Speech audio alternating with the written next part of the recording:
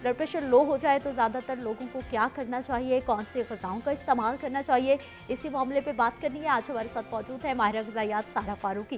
सारा, हम आपको प्रोग्राम में खुशामदीद कहते हैं। सबसे पहले हमें ये बताइए कि ब्लड प्रेशर कम तो हो जाता है, कौन कौन सी हम ऐसी ग़िज़ा में बेएहतियाती करते हैं कि बीपी लो हो जाता है? जी सिद्रा, लो ब्लड प्रेशर या जिसे हम हाइपोटेंशन भी कहते हैं, वो कई उसकी वजूहात हो सकती हैं। सबसे पहले समझने की ज़रूरत है कि हर किसी के लिए नॉर्मल ब्लड प्रेशर जो है डिफरेंट हो सकता है। 120/80 जैसे कि हमें एक स्टैंडर्ड पॉइंट पता है कि इतना होना चाहिए। कई लोगों के लिए जो है ब्लड प्रेशर थोड़ा कम भी हो सकता है, 110/70 भी हो सकता है, या कोई और वैल्यू भी उसकी हो सकती है। हर किसी की बेसलाइन डिफरेंट हो सकती है, या आपका डॉक्टर ही जो है सही तरीके से डायग्नोस कर सकते हैं कि आपका बेसलाइन क्या है। सेकेंडली, इसकी अब क्या वजूहात हो सकती हैं। कई लोगों के लिए हाइपोटेंशन इस तरह से है कि हमारा कहीं ना कहीं किसी ना किसी पॉइंट पे जो है ब्लड प्रेशर ड्रॉप होता है और फिर वापस भी आ जाता है, जो कि नॉर्मल कंडीशन है। कभी कभी ऐसा हो जाता है, लेकिन कई लोगों में जो है ये कांस्टेंट रह जाता है, तो जो कि बहुत ज़्यादा ख़तरनाक हो सकता है। इसकी बहुत सारी रीज़न्स हो सकती हैं। हो सकता है उस पर्सन को एनीमिया हो, या उसमें जो है न्यूट्रिशनल डेफिशिएंसी हो, या वो जो है अपने मील्स का जो है प्रॉपर ख्याल ना रख रहा हो और बहुत लो कैलोरिक मील ले रहा हो, या बहुत जिसे कहते हैं एक टाइम पे बहुत ज़्यादा खा रहा हो और फ्रीक्वेंट मील्स वो ना इंटेक कर रहा हो, और पानी का इंटेक उसका जो है कम हो सकता है। हो सकता है कि कोई प्रेग्नेंट लेडी हो, उन जो प्रेगनेंसी में भी जो है अक्सर ये कंडीशन होती है कि हाइपोटेंशन जो है हो सकता है। ठीक है सारा, हमें ये भी बताइए कि अक्सर हम देखते हैं कि कोई भी एक बीमारी हो तो साथ में बहुत सारी और इंटरलिंक बीमारियां भी इंसान पे अटैक करना शुरू हो जाती हैं, तो बीपी लो होना कितना ख़तरनाक हो सकता है? जी सिद्रा, ब्लड प्रेशर का ड्रॉप होना कई बीमारियों की वजह से भी हो सकता है। उसके अंदर हो सकता है कि कोई एलर्जिक रिएक्शन हो, कोई एक्सट्रीम एलर्जी की वजह से हो रहा हो, या एनीमिया की वजह से हो सकता है। डायबिटिक्स को भी जो है हाइपरटेंशन की कंडीशन हो सकती है, या फिर जिनको थायराइड का इशू है, हार्मोनल इम्बैलेंस है, उनके साथ भी जो है हाइपरटेंशन की कंडीशन हो सकती है। और इसके अलावा अगर जो है किसी कोई डिप्रेशन का मरीज़ है, किसी को सीवियर डिप्रेशन है या स्ट्रेस है, उस सूरत में भी जो है हाइपरटेंशन हो सकती है। कई लोग जो है इस तरह की मेडिकेशंस का इस्तेमाल कर रहे होते हैं, जैसे बीटा ब्लॉकर्स इस्तेमाल कर रहे होते हैं, ख़ास तौर पे जिन लोगों को हार्ट का प्रॉब्लम है, उनके लिए भी ये कंडीशन हो सकती है कि उनको हाइपरटेंशन हो सकता है। ठीक सारा, अब हमें ये बताइए कि लो ब्लड प्रेशर को किस तरह से कंट्रोल हम कर सकते हैं, कौन सी ग़िज़ाओं का इस्तेमाल बेहतर रहेगा? जी सिद्रा, सबसे पहले इम्पॉर्टेंट ये है कि आपने अपनी डाइट बैलेंस रखनी है। अपनी कोशिश ये करनी है कि न्यूट्रिएंट डेंस डाइट हो। ऐसे फूड्स का इस्तेमाल करें जिनके अंदर जो है जिनकी न्यूट्रिशनल वैल्यू ज़्यादा हो और कैलोरीज़ बहुत ज़्यादा ना हो। बाहर का इतना ज़्यादा इंटेक ना करें और घर के फूड्स का ज़्यादा इस्तेमाल करें। और इसमें इम्पॉर्टेंट है कि आप पानी का इस्तेमाल जो है ज़रा ज़्यादा कर रहे हों। पानी के इस्तेमाल से बहुत ज़्यादा फ़र्क पड़ता है, और जितना कोशिश करें कि आप जो है पानी का ज़्यादा से ज़्यादा इस्तेमाल करें। पूरे दिन में एटलीस्ट 8 से 10 ग्लास पानी लाजमी पिया करें, और नॉर्मल टेम्परेचर पानी का इस्तेमाल करें। कोशिश ये करें कि खाने के फ़ौरन बाद इस्तेमाल ना करें, एटलीस्ट 30 to 40 मिनट्स का ब्रेक लें और उसके बाद फिर आप जो है पानी पी सकते हैं। और उसके अलावा जो है ऐसे फूड्स जैसे जिनके अंदर विटामिन B12 मौजूद है, फॉलेट मौजूद है, वो वाले फूड्स का ज़्यादा इस्तेमाल करें, क्योंकि अक्सर इनकी डेफिशिएंसी की वजह से भी जो है हाइपोटेंशन की कंडीशन हो सकती है।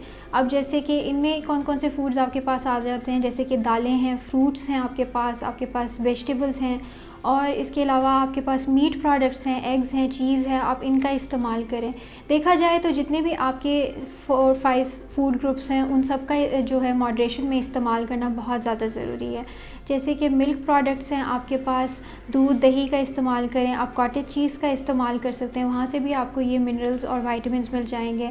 और कोशिश करें कि जैसे कि फ्रूट्स एंड वेजिटेबल्स जो सीजनल आपके पास मौजूद हैं, जो मार्केट में अवेलेबल हैं, उनका जो है ज़्यादा से ज़्यादा इस्तेमाल करें। घर में वैरायटी रखें, ख़ास तौर पे वेजिटेबल्स की वैरायटी रखें। डिफरेंट वेजिटेबल्स का जो है आप सैलड बना के जो है यूज़ कर सकते हैं। आप उसको लंच और डिनर में इस्तेमाल कर सकते हैं।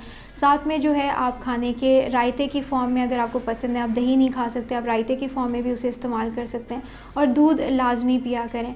उसके अलावा फिर आ जाता है फ्रूट्स का इंटेक। फ्रूट्स का भी एटलीस्ट 2 से 3 जो है सर्विंग्स दिन में लाजमी रखा करें। आप चाहें तो उसका भी सैलड बना के रख सकते हैं, और आप उसे सैलड के तौर पे पूरे दिन में इस्तेमाल कर सकते हैं।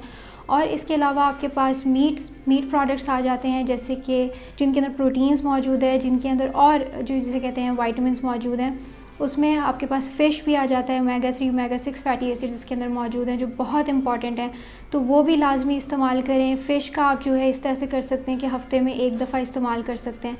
उसके अलावा बीफ मटन का भी आप इस्तेमाल कर सकते हैं, वो आप हफ्ते में 1 या 2 दफ़ा इस्तेमाल करें। कोशिश करें कि उसका जो फ़ैट कंटेंट है वो उससे जो है अलग कर दिया जाए और आप उसको जो है लीन मीट के तौर पे, जिसे कहते हैं चर्बी के बगैर, आप उसको जो है इस्तेमाल कर सकते हैं और अच्छे से पका के उसको आप यूज़ करें। उसके अलावा चिकन भी आप जो है इस्तेमाल कर सकते हैं और अंडों का भी इस्तेमाल कर सकते हैं, तो इससे आपके जो है प्रोटीन सोर्सेज पूरे हो जाते हैं। फिर उसके अलावा आपके पास आ जाता है फ़ैट्स, जो कि वो बहुत ज़्यादा इंपॉर्टेंट है। हम अक्सर जो है फ़ैट्स को अपनी डाइट से कम करने की कोशिश करते हैं, कम्प्लीटली कट ऑफ़ करने की कोशिश करते हैं, कि जो बहुत गलत है, उसको भी लाजमी डाइट में इंक्लूड रखें। अब फ़ैट्स में आपके पास क्या चीज़ें आ जाती हैं, ऑलिव ऑयल है, सनफ्लावर ऑयल है, सैफ़्लॉवर ऑयल है, ये वो वाले ऑयल्स हैं जो वेजिटेबल सोर्सेस हैं। वेजिटेबल सोर्सेज से जो ऑयल्स आपको मिलते हैं उनका मैक्सिमम इंटेक रखें और कोशिश करें कि अपने खाने पीने में या सालन वगैरह में जो है उसको कैलकुलेट करके उस तरह से इस्तेमाल करें। डायरेक्टली बॉटल से जो है उसको पोर ना किया करें अपने सालन में।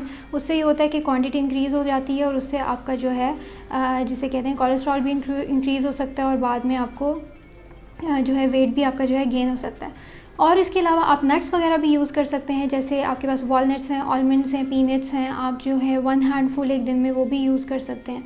तो इस तरह से आप अपना जो है फ़ैट्स को भी इनकॉर्पोरेट अपनी डाइट में रख सकते हैं। बेसिक मकसद यही है कि आपने अपनी डाइट को बैलेंस रखना है थ्रू आउट द डे और कोशिश करें कि लार्ज मील्स लेने के बजाय शॉर्ट मील्स या फिर स्मॉल फ्रीक्वेंट मील्स का ज़्यादा इंटेक करें। यानी एक वक्त में आपने थोड़ा खाया और उसके 2-3 घंटे के बाद फिर थोड़ा सा खाया, इस तरह से जो है आपके 5-6 मील्स पूरे दिन में हो जाते हैं।